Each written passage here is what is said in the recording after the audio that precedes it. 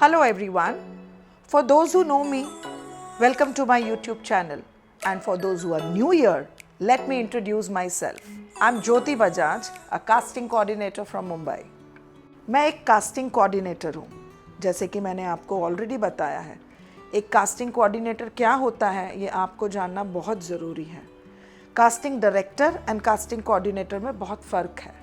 Casting coordinator वो है जो आपको कास्टिंग के अपडेट्स देता है एंड इसी अपडेट्स के चलते बच्चों को एंड उनके पेरेंट्स को जानकारी मिलती है कि कौन कौन से प्रोजेक्ट्स चल रहे हैं एंड आगे कैसे बढ़ना है. बट अब इसके साथ साथ मैं अपनी एक न्यू जर्नी चालू करने जा रही हूँ जहाँ पर मैं इन्हीं बच्चों की रियल लाइफ आपके सामने लाना चाहती हूँ. तो मैं अपने इस YouTube चैनल के थ्रू उन बच्चों की कहानियाँ, बहुत ही प्यारी प्यारी बातें, रियल कॉन्वर्जेशंस, एवरीथिंग रॉ मैं आपके सामने लाना चाहती हूँ. तो मेरे इस वीडियो में हम जा रहे हैं हमारे पहले चाइल्ड आर्टिस्ट के घर. चलें? Welcome, Jyoti ma'am. Hello ma'am. Welcome. Thanks for coming. Thanks for inviting me. Hi, कैसे हो आप लोग? Good, आप कैसे हो? Please welcome.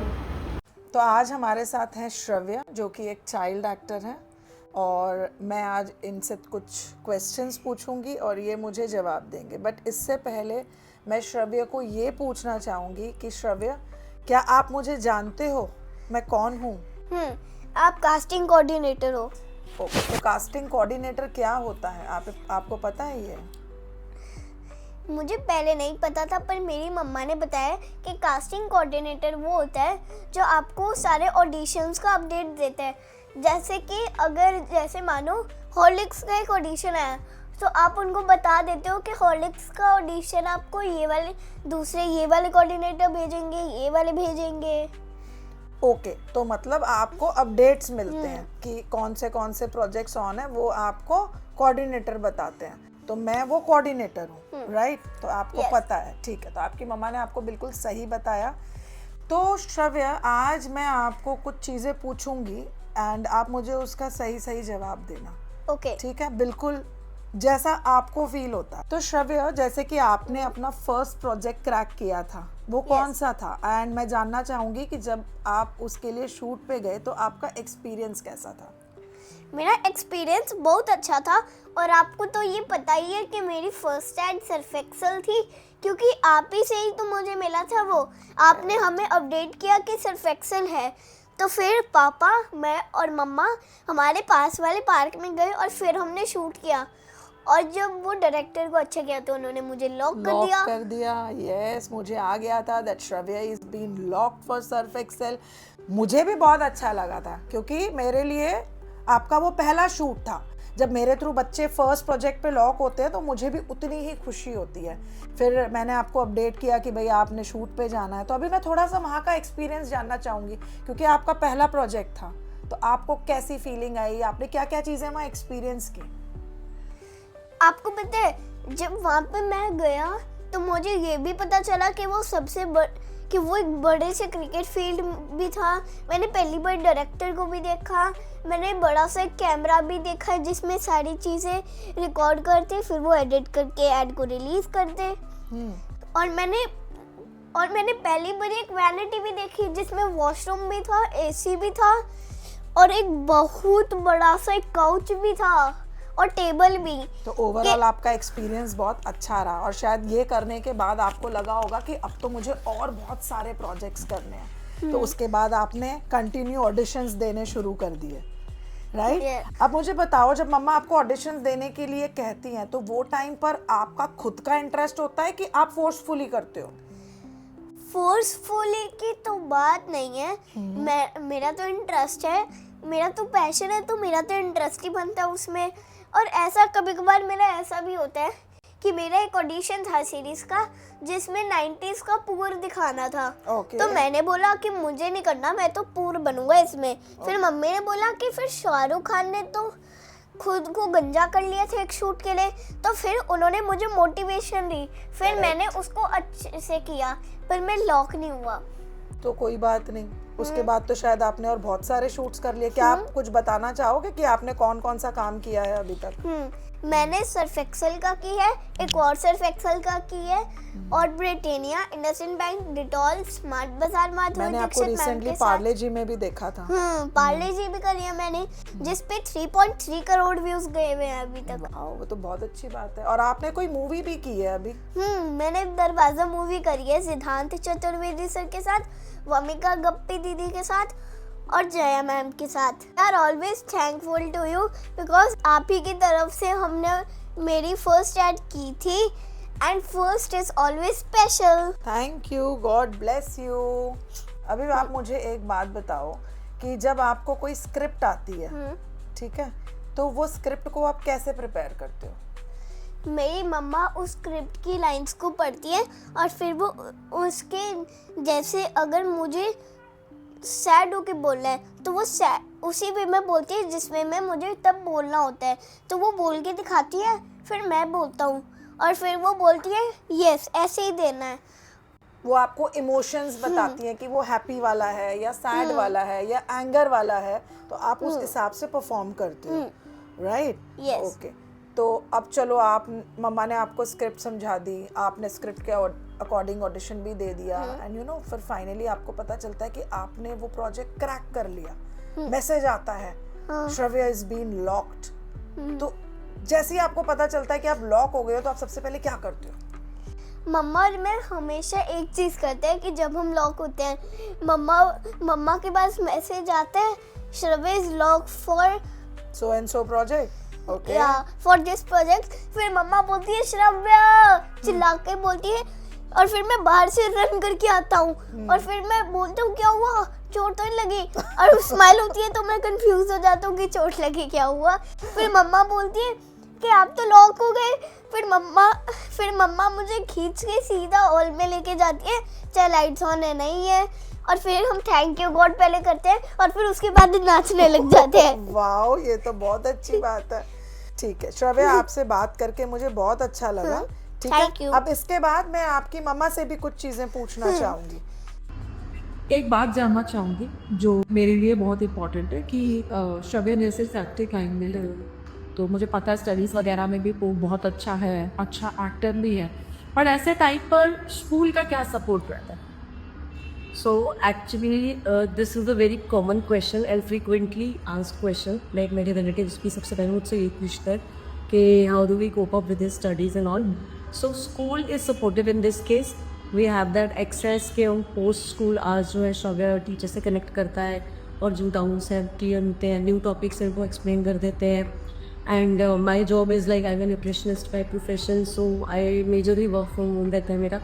तो मेरे पास वो प्रिविलेज है कि मैं जो टाइम है वो अपना और उसकी स्टडीज़ का डिफरेंटली मैनेज कर सकती हूँ। तो बहुत easily as of now academics and acting दोनों मैनेज है। सो मतलब कहीं से भी उसकी स्टडीज़ हैम्पर नहीं हो रही है, बिकॉज स्कूल भी सपोर्टिव है, आप भी अपना पूरा योगदान उसकी तरफ दे पाते हो, चाहे वो स्टडीज़ हो या उसका ये एक्टिंग कर। ये बहुत ही अच्छी चीज़ है, मतलब जो मुझे पता चली कि स्कूल इतना सब मोल्ड कर रहा है। Hats off. सो जैसा कि आपने अभी मेंशन किया था कि आप एक न्यूट्रिशनिस्ट हैं, तो आप ये प्रोफेशन के साथ अपना और श्रव्या का करियर दोनों कैसे मैनेज करें?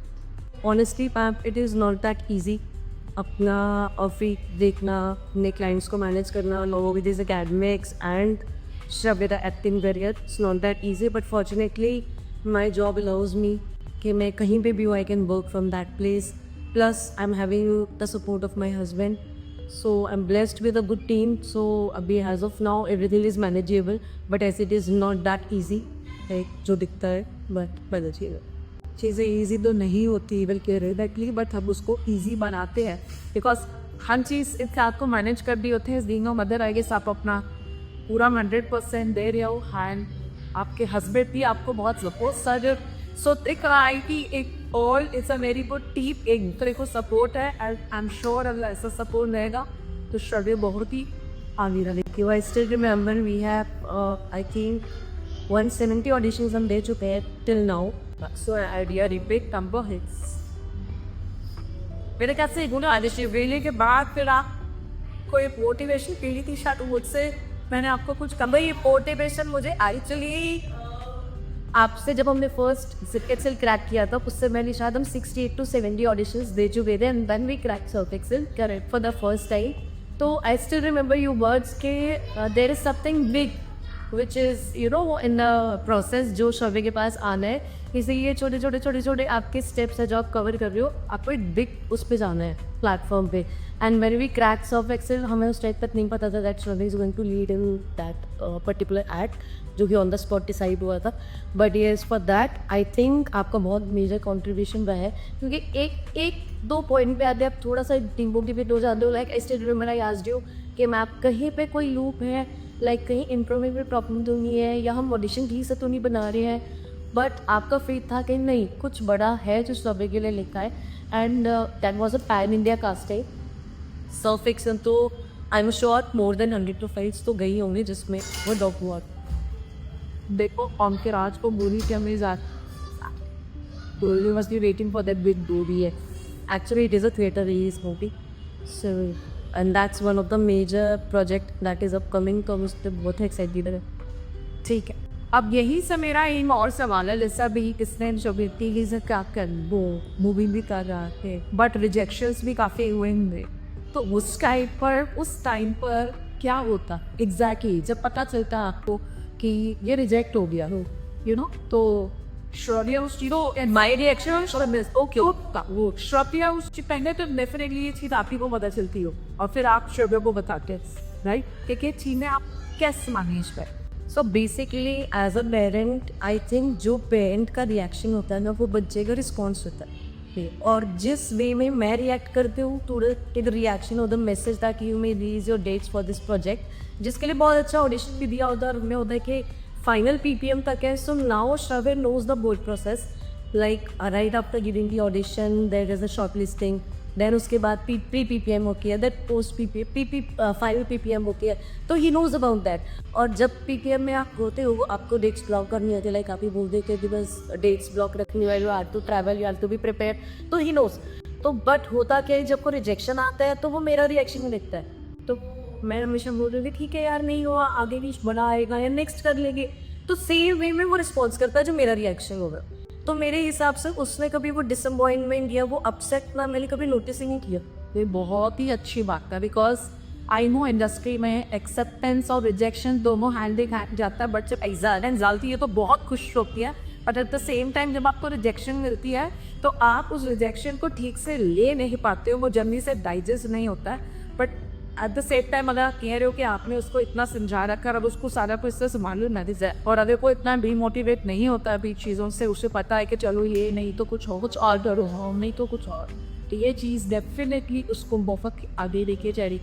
और यही कहना है मेरा आप सबसे कि अगर आपका बच्चा इस फील्ड में है और आप उसको इसमें आगे बढ़ाना चाहते हो और उसको पहली बात को ये सिखाइए कि रिजेक्शन को भी उतना ही एक्सेप्ट करना है जितना आपको एक्सेप्टेंस को लेना है. बिकॉज अगर आपके बच्चे को रिजेक्शन लेना नहीं आएगा तो ये चीज़ें आगे काम नहीं दे. और इसी तरीके से हम इस वीडियो को ख़त्म करते हैं. थैंक. इसी तरह अगर आप भी चाहते हैं कि मैं आपके घर आकर या वर्चुअली आपके और आपके बच्चे की स्टोरी कवर करूं तो आप इस स्क्रीन पे नज़र आ रहे मेल ID पर मुझे मेल कर सकते हैं.